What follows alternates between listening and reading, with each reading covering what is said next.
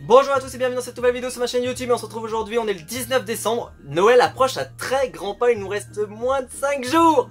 Là vous pouvez vraiment compter les heures, quasiment les minutes avant Noël.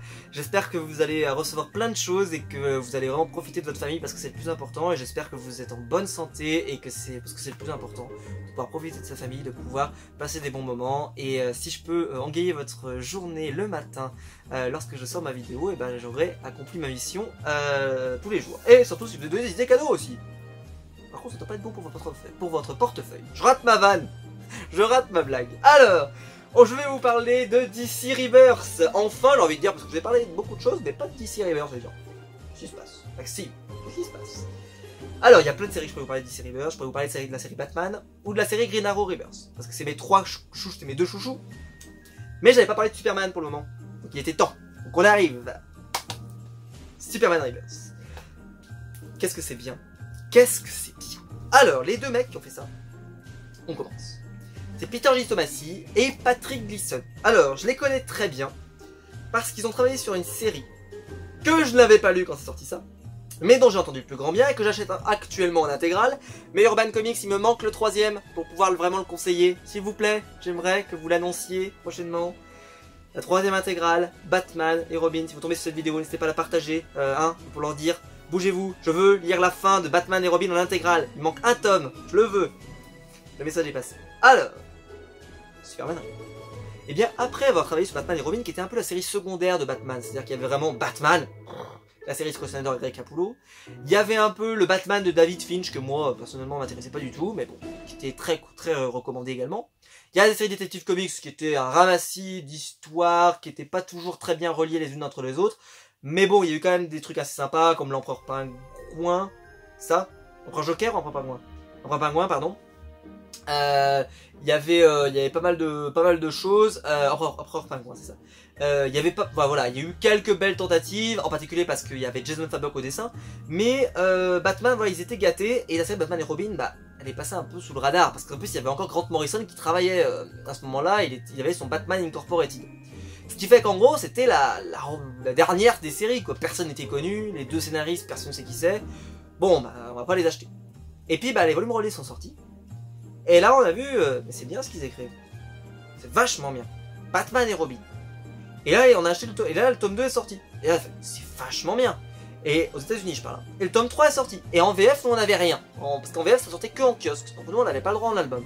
Et ce qui s'est passé, c'est que c'est continué de sortir. Et dans l'animal plus total, nous, on n'y avait pas droit. Et à force que ça devienne extrêmement bien et que tout le monde dise que c'est bien, Urban ont essayé de les publier. Et alors ils les ont publiés, ça a marché, je suppose que ça a trouvé son public. De toute façon, Batman, ça cartonne.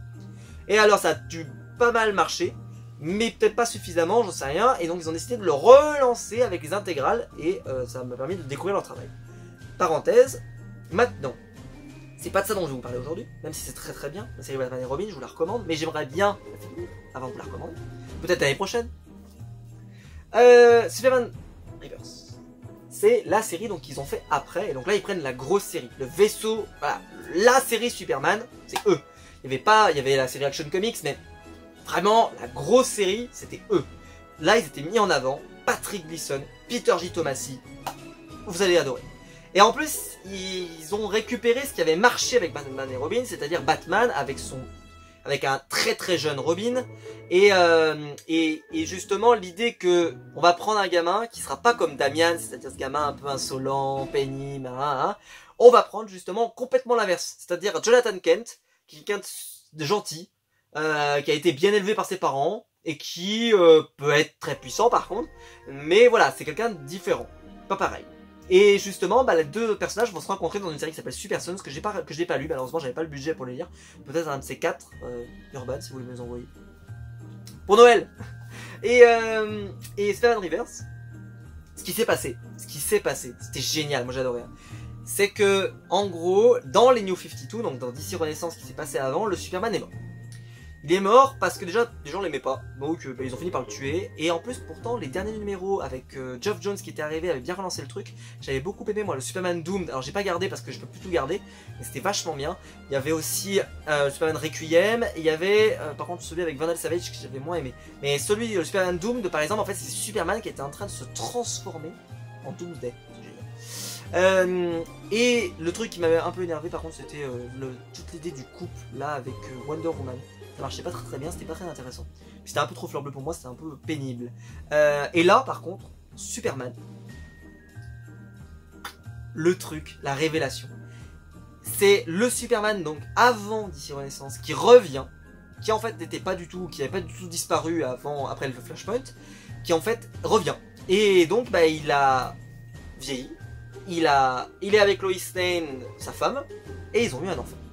Et vu qu'il y avait un autre Superman qui était en activité, bah, il a décidé de rester dans son coin, de reprendre une vie normale, et puis voilà. Alors par contre, vu qu'il ne peut pas y avoir deux Clark Kent au même moment, bah, il décide voilà, de rester dans son coin, d'avoir une fausse identité. Et il n'est pas journaliste, mais c'est pas grave. Ou ici, il est journaliste de mémoire, mais il travaille pour un tout petit journal. Enfin, en gros, il a une vie toute simple. Sa femme a une vie toute simple. Sa femme, d'ailleurs, par exemple, n'est pas reconnue. C'est pas la Lois Lane qu'on connaît.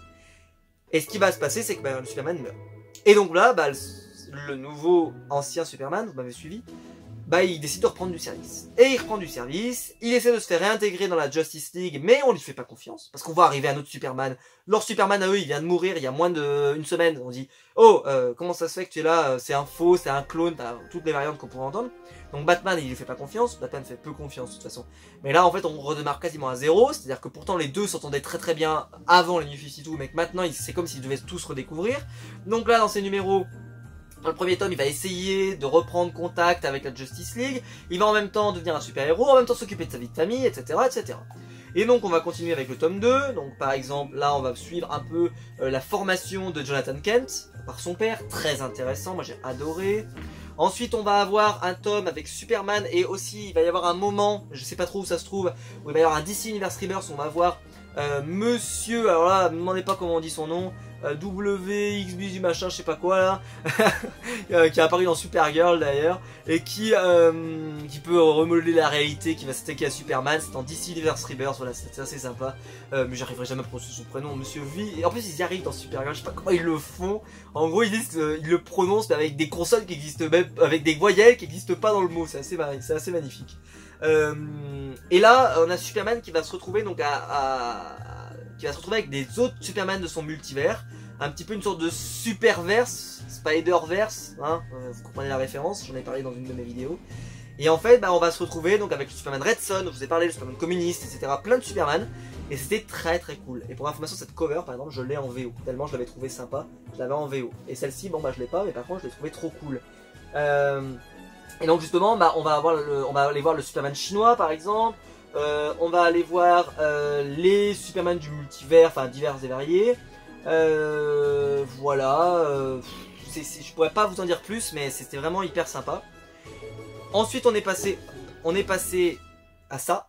Donc avec la suite de la série, donc on a un petit peu un tour de crossover entre les séries Superman, Super Sons et Batman pour un peu introduire Batman et Robin, introduire Superman, enfin introduire plein de choses, etc. Et un peu, je pense qu'elle se lie bien voilà, avec l'idée qu'on peut lire Superman en même temps que la série Batman par exemple, ou toutes les séries du DC Rebirth, et en particulier la série Super Sons. Et ce qui s'est passé, donc on a eu enfin le tome 5, qui était un tome pour moi de transition, parce que en fait il n'y a pas, voilà, c'était pas le plus intéressant, parce qu'en plus il y a un Green Lantern, ça m'intéressait pas trop. Et alors à la fin, on a un truc que j'ai adoré, un énorme pavé, qui est Imperius Lex, qui est le dernier tome de la série, comme vous pouvez le voir, donc la série est finie. Et alors là, bah, il y a tout pour que vous aimiez, puisque on est vraiment dans un truc qui était impossible à prévoir. Parce que Superman va s'allier avec Lex Luthor. Et je vous dis pas comment, et je vous dis pas pourquoi, et je vous dis pas comment ça se termine, mais c'était génial. Et je vous le dis, mais avec vraiment, Superman à Rebirth, c'est la meilleure de toutes les séries Rebirth que je lis, avec Green Arrow Rebirth, parce que j'adore Green Arrow Rebirth. Et franchement, c'est une série qu'il ne faut pas rater. Donc si vous l'avez raté dans les Rebirths, jetez-vous dessus parce qu'elle est géniale. Voilà, j'espère que la vidéo vous aura plu. Si c'est le cas, n'hésitez pas à la liker, n'hésitez pas à vous abonner, n'hésitez pas à la partager, n'hésitez pas à venir en commentaire pour me dire ce que vous en avez pensé. N'hésitez pas aussi à faire un tour dans le lien Utip, ça m'intéresse. Et quant à nous, bah, on se retrouve demain Noël approche. J'espère que vous prenez toujours autant de plaisir à me retrouver tous les matins pour faire ces vidéos du calendrier de l'Avent. À demain pour une nouvelle vidéo du calendrier de l'Avent. Noël approche, j'ai déjà hâte. À demain. Ciao.